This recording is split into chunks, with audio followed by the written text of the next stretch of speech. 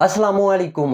Khan sir ਕਿਸੇ ਵੀ ਤਾਰਫ ਦੇ ਮੁਹਤਾਜ ਨਹੀਂ ਹੈਗੇ। ਖਾਨ ਸਰ ਨੇ ਸਿੱਖਾਂ ਸਰਦਾਰਾਂ ਦੀ ਬਹਾਦਰੀ ਨੂੰ ਲੈ ਕੇ ਸਿੱਖ ਗੁਰੂਆਂ ਦੀ ਬਹਾਦਰੀ ਨੂੰ ਲੈ ਕੇ ਇੱਕ ਵੱਡਾ ਲੈਕਚਰ ਦਿੱਤਾ ਹੈ। ਉਸ ਲੈਕਚਰ ਦੇ ਵਿੱਚ ਵੱਡੀਆਂ ਗੱਲਾਂ ਕਹੀਆਂ ਗਈਆਂ ਹੈ। ਕੀ ਆਖਿਆ ਹੈ, ਕੀ ਕੰਪਲੀਟ ਡਿਟੇਲ ਹੈ, ਅੱਜ ਦੀ ਆਪਣੀ ਇਸ ਵੀਡੀਓ ਦੇ ਵਿੱਚ ਆਪਾਂ ਜਾਣਾਂਗੇ। ਵੀਡੀਓ ਦੇਖ ਲੈਂਦੇ ਹਾਂ, ਫਿਰ ਕਰਦੇ ਹਾਂ ਗੱਲਬਾਤ। ਗੋ। 1.25 ਨੂੰ एक लड़ावा तब गोविंद सिंह नाम रखावा। समझ में भाग जाएंगे सर, ये बाज चचा भागे भाई भागे यहाँ से। समझ जाइए कि बाज जो है ना उसका रहन एकदम औरंगजेब टाइप का है, दूसरे किसी को देखना नहीं चाहता है। तो चिड़िया नू में बाज लड़ावा मतलब हिम्मत इतना देंगे चिड़िया में कि बाज से जाके लड़ जाएगी। चिड़िया नू में बाज लड़ावा लड़ा देंगे हम। गीदड़ नू में शेर बनावा। गीदड़ सोचा कुत्ता की तरह होते हैं से गीदड़, छोटे छोटे थे इतने मरियल की तरह। गीदड़ नू में शेर बनावा मतलब गीदड़ को भी शेर बना देंगे। और 1.25 नू एक लड़ावा तब गोविंद सिंह नाम रखावा। समझ में आ गया? सत श्री अकाल। समझ में आ गया? जो बोले सो निहाल। सत श्री अकाल। समझ में आ गया कि नहीं आ गया? तो ये गोविंद सिख धर्म का प्रमुख नारा है यहाँ पर। तो क्या चीज है? चिड़िया नू में बाज लड़ावा, गीदड़ नू में शेर बनावा और 1.25 नू एक लड़ावा तब गोविंद सिंह नाम रखावा।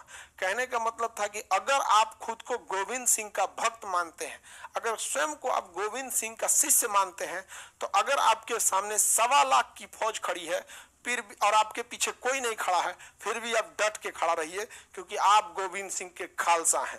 एक एक खालसा 1.25 फौजियों के बराबर है। यानी अगर एक सिख है तो सामने 1.25 भी है तो कोई नहीं डटेगा। और ये बात सिद्ध करके उन्होंने दिखाया है, ऐसी हवा में नहीं बोल दिया है। 1971 की लड़ाई में पाकिस्तान के 100 टैंक, 6000 इन्फेंट्री जवान मशीन गन लेके जब आगे बढ़े थे पाकिस्तान से लोंगेवाला के साइड में पाकिस्तान इंडिया के बॉर्डर पे, तो उनको खबर लग गई थी कि यहाँ इंडिया के महज 120 फौजी खड़े हैं। लेकिन उनको ये खबर नहीं लगी थी कि 120 फौजी का जो कमांडर है मेजर चांदपुरी, सिख है।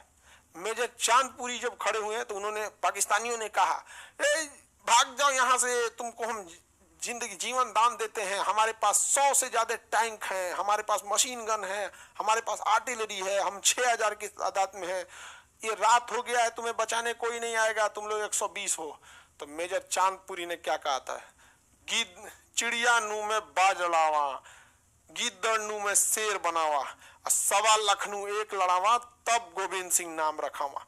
नहीं गए थे, और जबकि इंडियन आर्मी का हेडक्वार्टर उनसे कह रहा था वापस आ जाइए। उन्होंने कहा वापस आ जाइए, मारेंगे आज पाकिस्तानियों को घेर घेर यहाँ पे।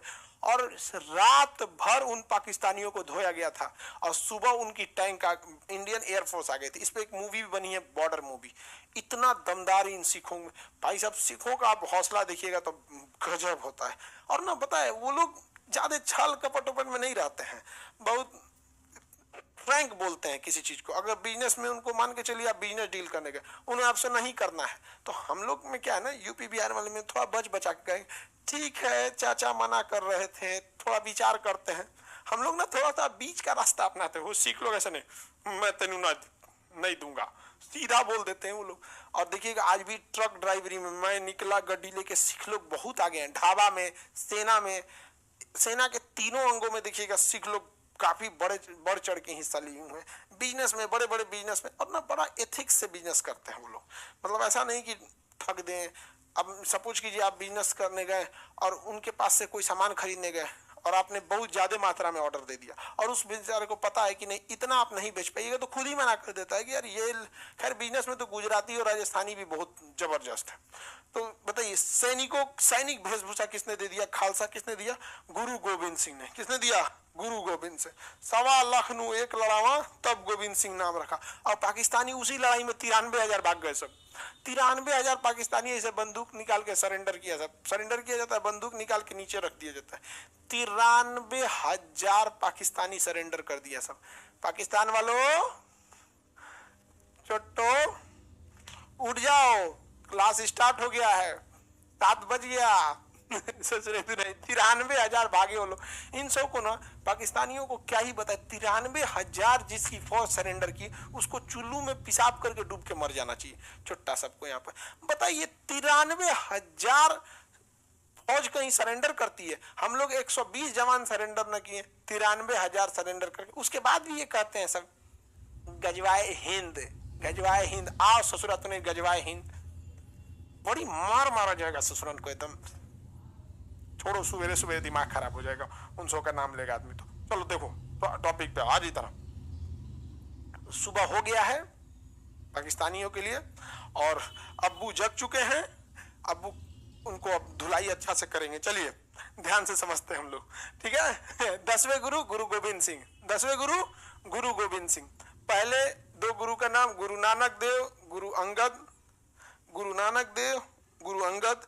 बीच के दो गुरु का नाम बोलिएगा, बीच के दो गुरु अर्जुन देव, अर्जुन देव हरि गोविंद, अर्जुन देव हरि गोविंद। अंतिम दो गुरु तेग बहादुर, गुरु तेग बहादुर, गुरु गोविंद सिंह, गुरु तेग बहादुर, गुरु गोविंद सिंह, गुरु तेग बहादुर और गुरु गोविंद सिंह, गुरु तेग बहादुर तथा गुरु गोविंद सिंह। हालांकि औरंगजेब के कहने पर गुरु तेग बहादुर की हत्या करा दी गई। कहां पर? महाराष्ट्र के नांदेड़ में, नांदेड़ में। कहां हत्या करा दी गई? महाराष्ट्र के नांदेड़ में हत्या करा दी गई। औरंगजेब के कहने पर गुरु गोविंद सिंह की हत्या नांदेड़ में करा दी गई। हत्या करने वाला गुल खान था, नाम क्या था उसका? गुल खान। नांदेड़ में इनकी हत्या करने वाला कौन था? गुल खान। नांदेड़ में इनकी हत्या करने वाला गुल खान था। बताइए गुरु गोविंद सिंह की हत्या कहाँ की गई? महाराष्ट्र के नांदेड़ में। तो जगह हो गया नांदेड़ साहिब, जगह हो गया नांदेड़ साहिब, जगह का नाम हो गया नांदेड़ साहिब। किसने हत्या किया? गुल खान। किसने हत्या कर दिया? गुल खान। यह किसके कहने पे किया? औरंगजेब के कहने पे किया था। गुरु तेग बहादुर, गुरु गोविंद सिंह ने अपने जीवन में ही कह दिया था कि मेरे बाद कोई गुरु नहीं आएंगे। अब जो अर्जुन देव द्वारा लिखी गई पुस्तक है, पुस्तक क्या है? गुरु ग्रंथ साहिब। अब गुरु ग्रंथ साहिब में लिखे गए वाणी, लिखे गए वाक्य ही अब गुरु का काम करेंगे। अर्थात 10वें गुरु गुरु गोविंद सिंह के बाद कोई गुरु नहीं आए। गुरु गोविंद सिंह अंतिम गुरु थे। अब सिखों को कमांड कौन करेगा? तो बंदा बहादुर। सिखों को कमांड किसने किया? बंदा बहादुर। अब बंदा बहादुर ने मुगलों की सेना में नाक में दम करके रख दिया था। इतना मारा था मुगलों को कि मुगलों के अंदर में एक बात का डर था। कहा जाता था कि किसी मुगल अगर सोया हुआ है और उसे जगाना है तो ये मत कहिए कि सुबह हो गया है, चाहे कुछ भी हो गया हो, बस उसको ये सुना दीजिए बंदा बहादुर आ गया है। वो बेचारा रात 2 बजे उठ जाएगा, किधर है ससुरा। इतना मार मारा था बंदा बहादुर ने। लेकिन संख्या भी मायने रखती है फौज में। तो बंदा बहादुर को घेर लिया गया और औरंगजेब के कहने पर बंदा बहादुर को जब घेरा गया तो उनकी हत्या ईएमआई पे किया गया, किस्तों में किया गया। पहले उंगलियां काटी गई, शरीर के अंग निकाले गए, आंख फोड़ दिए गए। मतलब जितनी ज्यादती की जा सकती थी बंदा बहादुर की उतनी ज्यादती किया गया। लेकिन बंदा बहादुर अंतिम सांस तक डटा रहा और मुगलों के आगे हार नहीं माना। तो अंतिम गुरु गोविंद सिंह थे। उनके बाद सिखों का नेतृत्व किया था बंदा बहादुर ने। हालांकि उसके बाद सिख धर्म कई ग्रुपों में बट गया, मतलब एक संगठनों में आगे जाके काम करने लगा जिसे मिसल कहा गया। कई संगठनों में बढ़ गया जिसे क्या कहा गया? मिसल। क्या कहा गया? मिसल। और इन मिसलों में सबसे आगे जो निकल रहा था, लीड कर रहा था, सुकर चकिया मिसल। कौन लीड कर रहा था? सुकर चकिया मिसल। तो देखिए 3 स्टेप याद रखना है आपको। सबसे पहले गुरु वाला बात आई, गुरु जी के बाद आए बंदा बहादुर। बंदा बहादुर के बाद सिखों की ग्रुप आ गई कि कुछ ग्रुप राजस्थान के क्षेत्र में, कुछ ग्रुप हरियाणा के क्षेत्र में, कुछ अधिक। उसी तरह पंजाब के क्षेत्र का जो सबसे प्रभावी ग्रुप था उसका नाम था सुकर चकिया मिसल। सुकर चकिया मिसल। और सुकर चकिया मिसल के ही थे राजा रणजीत सिंह। सुकर चकिया मिसल के थे राजा रणजीत सिंह, जिन्होंने 5वें गुरु अर्जुन देव द्वारा अमृत सरोवर यानी अमृतसर झील के अंदर जो मंदिर बनाया गया था, हर मंदिर, उस हर मंदिर के चारों ओर सोने की चादर राजा रणजीत सिंह ने चला दिया। तो वो हर मंदिर हो गया स्वर्ण मंदिर। और सरोवर तो आज भी है अमृत सरोवर, जिसे शॉर्टकट में अमृतसर कहते हैं। तो बताइए अमृतसर रामदास को जमीन दी गई थी अकबर के समय, हर मंदिर अर्जुन देव ने, और सुकर चकिया मिसल के राजा रणजीत सिंह ने इस पे सोने की चादर लगवा दी थी। इस प्रकार सिख धर्म कंप्लीट हो। वीडियो देखने तो बाद मैं कहांगा सिखा सरदारां दी बहादुरी पूरी दुनिया मानदी है।